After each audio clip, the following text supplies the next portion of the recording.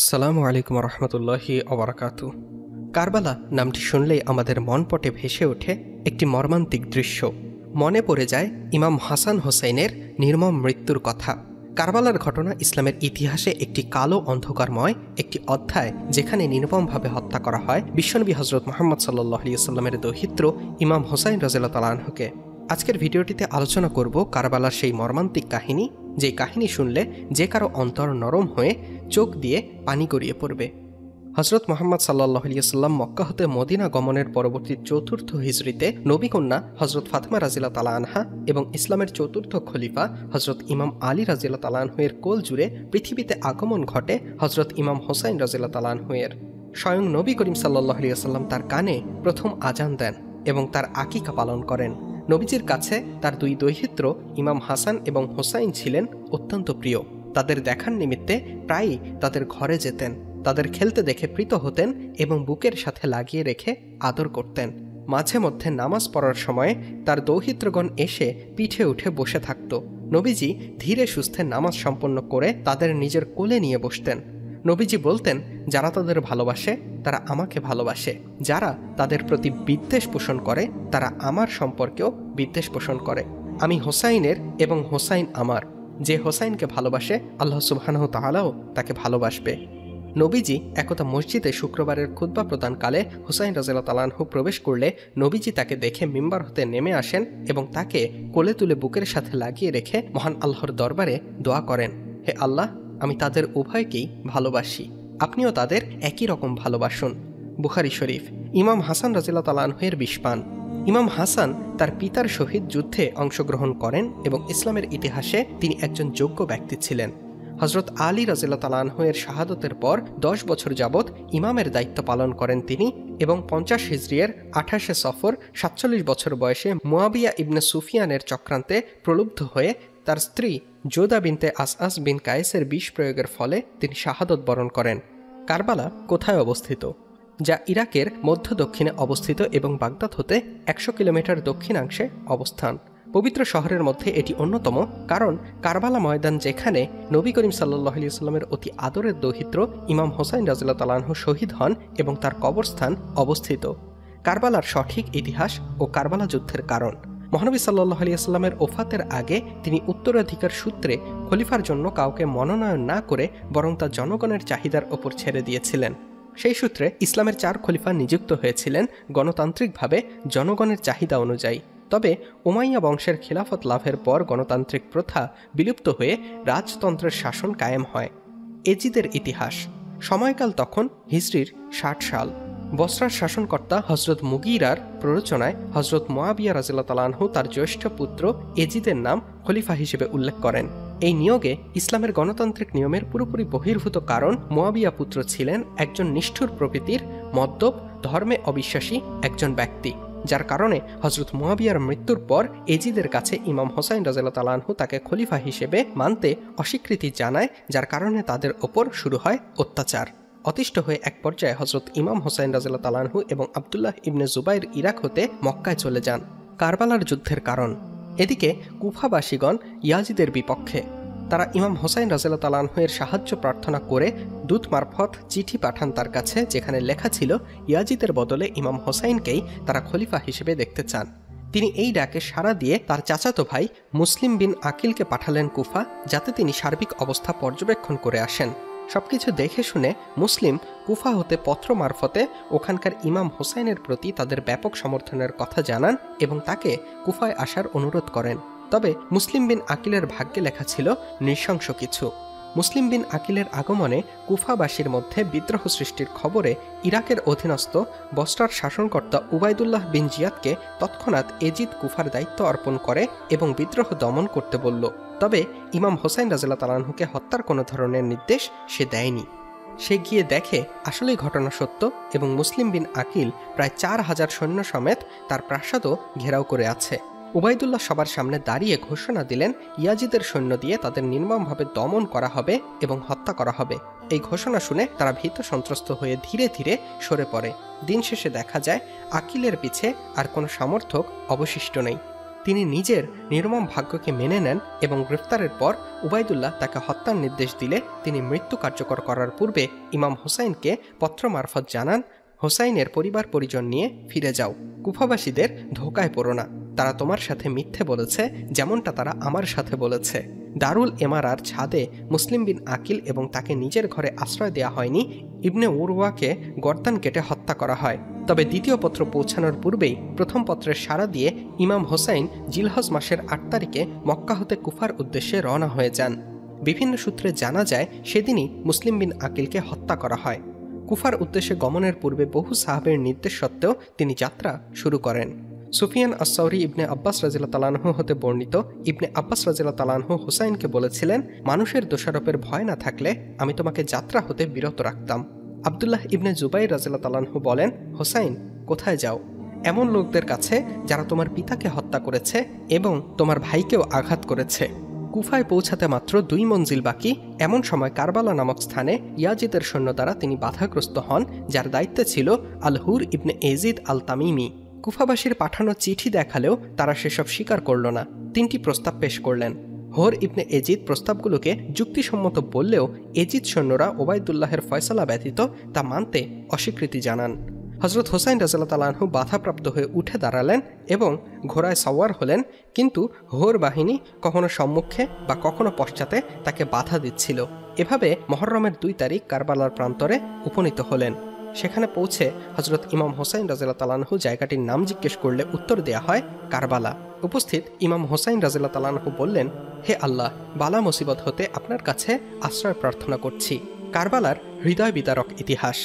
ইমাম হোসাইন কারবালার প্রান্তরে নেমে সবার উদ্দেশ্যে বললেন, এখানে দুঃখ ও বালা মুসিবতের স্থান, নেমে পড়ো, এখানেই আমাদের অবতরণে রক্ত ঝরানোর এবং আমাদের কবরস্থান। এরপর সবাই নেমে পড়লেন। হোর এবং তার সঙ্গীরা অন্য একদিকে তাঁবু ফেলল।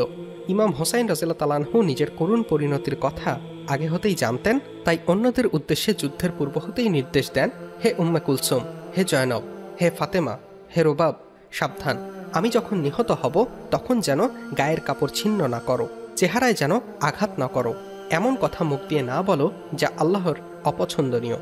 উবাইদুল্লাহ ইবনে জিয়াদ ইমাম হোসাইন রাদিয়াল্লাহু তাআলা আনহুর বিরুদ্ধে যুদ্ধের জন্য ওমর বিন সাদকে সেনা অধিনায়ক ঘোষণা করে 4000 অশ্বারোহী সৈন্য নিয়ে কুফা হতে পাঠান। এই বাহিনী হজরত ইমাম হোসাইন রাদিয়াল্লাহু তাআলা আনহুর গতিরোধ করে পানির সরবরাহ বন্ধ করে দেয়। একের পর এক সেনাদল পাঠাতে থাকে জিয়াদ, যার ফলে 6 মুহররমের সময় সেনা সংখ্যা গিয়ে দাঁড়ায় প্রায় 20,000 জন। আর ওইদিকে ইমাম হোসাইনের পক্ষে রয়েছে সর্বসাকুল্যে 100 মানুষ। তবে সেদিন মহানবী সাল্লাল্লাহু আলাইহি ওয়াসাল্লামের প্রিয় দৌহিত্র ইমাম হোসাইনের অনুরোধে প্রথম দিন যুদ্ধবিরতি ঘোষণা করা হয়। ইমাম হোসাইন তার সাথে আগত অনেককেই অনুরোধ করেন ফিরে যেতে, তবে তারা কিছুতেই ইমামকে ছেড়ে নতুন জীবন করতে রাজি হননি। সেই রাতটি ইবাদত মোনাজাতে কাটিয়ে দেয়া হয়। যুদ্ধ শুরু আশুরার দিন ভোরে। ওমর বিন সাদের সৈন্যবাহিনী অগ্রসর হল। হজরত ইমাম হোসাইন রাদিয়াল্লাহু তাআলা আনহু বারবার তাদের যুদ্ধ বিগ্রহের দিকে না যেতে আহ্বান জানালেও তারা মোটেও কর্ণপাত করল না। অথচ এই কুফাবাসীদের রক্ষার্থেই ইমাম হোসাইন রাদিয়াল্লাহু তাআলা আনহু রওনা হয়েছিলেন। অতঃপর ইমাম হোসাইন দাঁড়িয়ে বললেন, হে জনগোষ্ঠী, তোমাদের এজন্যই ধ্বংস হোক যে তোমরা জটিল পরিস্থিতিতে আমার সাহায্য চেয়েছ, আর আমি তোমাদের সাহায্যার্থে ছুটে এসেছি। কিন্তু যে তরবারি আমার সাহায্যে পরিচালনার শপথ নিয়েছিলে, আজ আমাকে হত্যার জন্য সে তরবারি হাতে নিয়েছ। তোমরা যে আগুনে আমাকে জ্বালানোর জন্য প্রজ্বলিত করেছ, আমি চেয়েছিলাম এই আগুন দিয়ে আমার ও তোমাদের দুশমনকে জ্বালিয়ে দেব। আজ তোমরা নিজের বন্ধুকে হত্যা এবং দুশমনের সাহায্যে ছুটে এসেছ। তোমাদের জন্য আফসোস। আল্লাহর কসম, আমার মৃত্যুর পর তোমরা বেশি দিন বাঁচবে না। তোমাদের জীবন কোনো সওয়ারিতে আরোহণ এবং নেমে পড়ার অধিক সময় স্থায়ী হবে না। ওমর বিন সাদ সামনে অগ্রসর হয়ে ইমাম হোসাইন রাদিয়াল্লাহু তাআলা আনহুর সঙ্গীদের দিকে একটি তীর নিক্ষেপ করল। ইমাম হোসাইনের নির্দেশে তার বাহিনীও পাল্টা 2টি অভিযান চালান এবং অনেকেই শাহাদত বরণ করেন। এজিদের সেনাপতি হোর ইবনে ইয়াজিদের আগমন ইমাম হোসাইনের পক্ষে। হঠাৎ এজিদের সেনাপতি হোর ইবনে ইয়াজিদের আগমন ইমাম হোসাইনের পক্ষে। হঠাৎ হোর ইবনে ইয়াজিদ ওবায়দুল্লাহ সেনাপতি ওমর বিন সাদকে লক্ষ্য করে বললেন, হোসাইনের সাথে যুদ্ধ করতে চাও? হ্যাঁ, আল্লাহর শপথ, এমন যুদ্ধ করব যাতে সহজেই শরীর হতে মাথাগুলো বিচ্ছিন্ন করা যায় আর হাতগুলো ধর থেকে পৃথক করা যায়। ওমরের জবাব। হোর ইবনে ইয়াজিদ ছিলেন কুফার সবচেয়ে বড় পরীক্ষিত যোদ্ধা। তবে ওমরের এমন জবাবে তিনি দল থেকে পৃথক হয়ে যান এবং কাঁপতে থাকেন। মুহাজির বিন আউস জিজ্ঞেস করলেন, সে কাঁপছে কেন? জবাবে হোর বললেন, আল্লাহর কসম, আমি নিজেকে বেহেশত ও দোজখের মাঝখানে দেখেছি, তবে খোদার শপথ, বেহেশত ব্যতীত অন্য কিছুকে প্রাধান্য দেব না। এতে যদি নিজের শরীর টুকরো টুকরো হয় বা জ্বালিয়ে ভস্মীভূত করা হয়। তিনি হাঁক দিয়ে ইমাম হোসাইনের দিকে অগ্রসর হয় এবং বলতে থাকেন, হে আল্লাহ, তোমার দিকে প্রত্যাবর্তন করছি, আমার তওবা কবুল করো, কারণ আমি তো তোমার বন্ধু এবং তোমার নবী নন্দিনীর সন্তানদের ভয় দেখিয়েছি। নিজের জীবন আল্লাহর পথে বিসর্জন দেওয়ার বাসনা নিয়ে তিনি ইমাম হোসাইনের দলে চলে আসেন এবং যেহেতু তিনিই প্রথম ইমাম হোসাইনের পথ রুদ্ধ করেছিলেন, তাই তিনিই প্রথম শহীদ হওয়ার আশা ব্যক্ত করেন ইমামের কাছে। বীরত্বের সাথে যুদ্ধ করে যখন তিনি শহীদ হন, তার মরদেহ ইমাম হোসাইনের নিকট আনলে তিনি মুখমণ্ডল হতে ধুলোবালি সরিয়ে দিলেন। ইমাম হোসাইনের পুত্রদ্বয়ের মৃত্যু। একের পর এক সাথী নিহত হওয়ার পর ইমাম হোসাইনের পুত্র আলী আকবর রাদিয়াল্লাহু তাআলা আনহু যুদ্ধের অনুমতি নিয়ে বীরত্বের সাথে যুদ্ধ করে শ্রান্ত ক্লান্ত হয়ে এবং চরম পিপাসার্ত হয়ে পিতার নিকট ফিরে এসে পানি খাওয়ার চরম আকুতি জানায়। তবে ইমাম হোসাইন তাকে বীরত্বের সাথে যুদ্ধ শেষ করার নির্দেশ দিলে তিনি ফিরে যান এবং মুনকিস বিন মুররা আব্দির ছোড়া তীরে শাহাদত বরণ করেন। এরপর কাশেম বিন হাসান রাদিয়াল্লাহু তাআলা আনহুর মৃত্যুর পর ইমাম হোসাইন তাঁবুর দরজায় এসে জয়নবকে বলেন, আমার ছোট ছেলেকে দাও, তার কাছ হতে বিদায় নেই। তবে ভাগ্যের কি নির্মম পরিহাস, দুধের শিশুকে হাতে তুলে নিয়ে চুমো দেবার জন্য তুলবেন এমন সময় হারমালা বিন কাহেলের ছোড়া তীর এসে শিশুর গলায় বিদ্ধ হয়, যার ফলে শিশুপুত্র আলী আসগর শহীদ হন। শিশুপুত্রকে নিচে রেখে তার তাজা রক্তে হাত রঞ্জিত হয়ে পড়ে এবং রক্ত ছুঁড়ে দেন আকাশের দিকে। এসব মুসিবত আমার জন্য খুবই সহজ, কেননা এসবই আল্লাহর রাস্তায় হচ্ছে আর আল্লাহ দেখছেন। হজরত ইবনে বাকের রাদিয়াল্লাহু তাআলা আনহু বলেন, ছুঁড়ে মারা রক্তকণার একটুও জমিনে ফিরে আসেনি। ইমাম হোসাইনের ময়দানে অবতরণ। তিনি ময়দানে নেমে শত্রুপক্ষকে মল্লযুদ্ধের আহ্বান জানালেন। দুশমন পক্ষের খ্যাতনামা যোদ্ধারা একে একে ইমাম হোসাইনের আঘাতে ধরাশায়ী হচ্ছে। প্রচণ্ড যুদ্ধ চলতে চলতে শত্রুপক্ষ ইমাম হোসাইনের তাঁবুর কাছে পৌঁছালে ইমাম হোসাইন ফরিয়াদ জানায় যেন তাঁবুতে অবস্থিত নারীদের ক্ষতি করা না হয়। তিনি যতক্ষণ জীবিত আছেন কেউ যেন তাঁবুতে না ঢোকে। সীমার তার প্রস্তাব গ্রহণ করল। এরপরই সীমারের নেতৃত্বে ইমাম হোসাইনকে হত্যার পূর্ব প্রস্তুতি নেওয়া হয় এবং হামলা চালায়। পাল্টা আক্রমণ ইমাম হোসাইন প্রতিরোধ গড়ে তোলেন। তবে তিনি প্রচণ্ড পিপাসার্ত হয়ে পড়লে শত্রুপক্ষ হতে পানি চাইলে এক ফোঁটা পানিও তাকে দেয়া হলো না। অভিশপ্ত সীমারের নেতৃত্বে থাকা দলেরা ইমাম হোসাইনের বদনে প্রায় ৭২টি আঘাতে জর্জরিত করে ফেলে। আঘাতের কারণে তিনি থমকে দাঁড়িয়ে গেলেন। দুর্বলতার দরুন বেশ কিছু সময় যুদ্ধ করতে সক্ষম হননি। এমন সময় একটি পাথর এসে তার পেশানিতে আঘাত করলে রক্ত গড়িয়ে তার জামা ভিজতে শুরু করে। তিনি রক্তের স্রোত বন্ধ করতে উদ্যত হলে একটি বিষাক্ত ত্রিশূল এসে ইমামের বুকে বিদ্ধ হয়। তিনি ত্রিশূলটি টেনে বের করেন এবং রক্ত বন্যার মতো গড়িয়ে পড়তে থাকে। তিনি যুদ্ধ করার শক্তি হারিয়ে নিস্তেজ হয়েও দাঁড়িয়ে রইলেন। এত সৈন্য থাকার পরেও কেউ মহানবীর দৌহিত্রকে হত্যা করার সাহস জোগাতে পারল না এবং আল্লাহর কাছে মহানবীর দৌহিত্র হত্যাকারী হিসেবে চিহ্নিত হওয়ার ভয়ে পিছু হটে যায়। তবে কান্দা গোত্রের মালেক বিন ইয়াসার ইমাম হোসাইনের সামনে দাঁড়িয়ে তাকে অত্যন্ত খারাপ ভাষায় গালিগালাজ করে মাথায় তরবারি চালিয়ে দেন।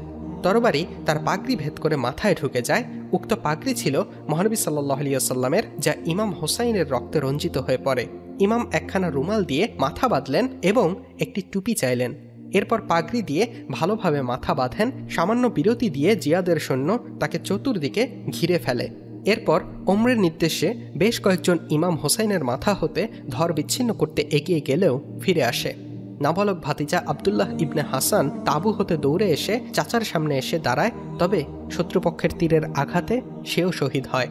সীমার জিল জওশন এগিয়ে আসলে ইমাম হোসাইন আসরের নামাজ পড়ার অনুমতি চেয়ে নামাজ পড়াকালীন সিজদায় যখন নত হন, সে সময় সীমার তার ওয়াদা ভঙ্গ করে বলে, খোদার শপথ, আমি তোমার মাথা বিচ্ছিন্ন করছি, এটা জেনেও যে তুমি মহানবীর দৌহিত্র এবং পিতামাতার দিক হতে অতি উত্তম। এ বলে মহানবীর প্রিয় দৌহিত্রের শরীর হতে মাথা ছিন্ন করে ফেলে। ইমাম হোসাইনের মৃত্যুর পরবর্তীতে অপরাধীদের শাস্তি। মোক্তার সাফাফি পরবর্তীতে ইমাম হোসাইনের মৃত্যুতে সহায়তা করা সেনান বিন আনাসকে পাকড়াও করে এবং তার আঙ্গুলগুলোর প্রতিটি গিট বিচ্ছিন্ন করে ফেলে। ইমাম হোসাইনকে উলঙ্গ করে ফেলার অভিশাপে আবহুর বিন কাবের দুরারোগ্য ব্যাধি হয়, যার ফলে তার হাত শুকনো কাঠ এবং ঠান্ডা হয়ে রক্ত ঝরতে থাকে। যতদিন তার মৃত্যু হয়নি ততদিন। তার জামা খুলে পরিধান করা ইসহাক বিন হাবিয়া হাজরামি শরীরে শ্বেত রোগের সৃষ্টি হয় এবং শরীরের সকল পশম ঝরে পড়ে। ইমামের পাজামা পরিধান করা আবহর বিন কাবের শরীর অবশ হয়ে যায়। ইমামের পাগড়ি নিয়ে পরিধান করা জাবের বিন ইয়াজিদের মস্তিষ্ক বিকৃতি ঘটে। তার আংটি নেয়ার অপরাধে বজদিল বিন সালিনকে হাত পা কেটে ছেড়ে দেওয়া হয় মুখতারের নির্দেশে। ইমাম হোসাইন রাদিয়াল্লাহু তাআলা আনহু সত্য ও ন্যায় প্রতিষ্ঠার জন্য কুফাবাসীদের আহ্বানে এগিয়ে এসেছিলেন কোনো ধরনের যুদ্ধ প্রস্তুতি ছাড়াই। বিশ্বাসঘাতকতা এবং হিংস্রতার করাল থাবায় তিনি শাহাদত বরণ করেন, অথচ তার নানাজান হযরত মুহাম্মদ সাল্লাল্লাহু আলাইহি ওয়াসাল্লাম এদেরকেই ক্ষমা করে দিয়েছিলেন। সুবহানাল্লাহ। মূলত ইসলামের প্রতিটি কাহিনী বা ঘটনাতে অনেক শিক্ষণীয় বিষয় লুকিয়ে আছে। এই কারবালার কাহিনীতেও তেমনই লুকিয়ে আছে।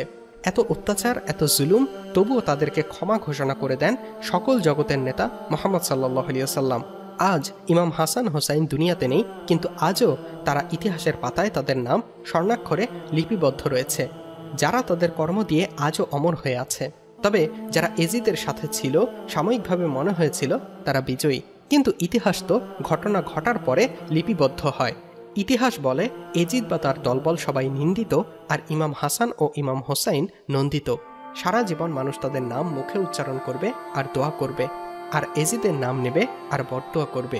আল্লাহ সুবহানাহু ওয়া তাআলা ইমাম হাসান ও ইমাম হোসাইনের জীবনী থেকে শিক্ষা গ্রহণ করে বাস্তব জীবনে আমাদের আমল করার তৌফিক দান করুন। আমিন।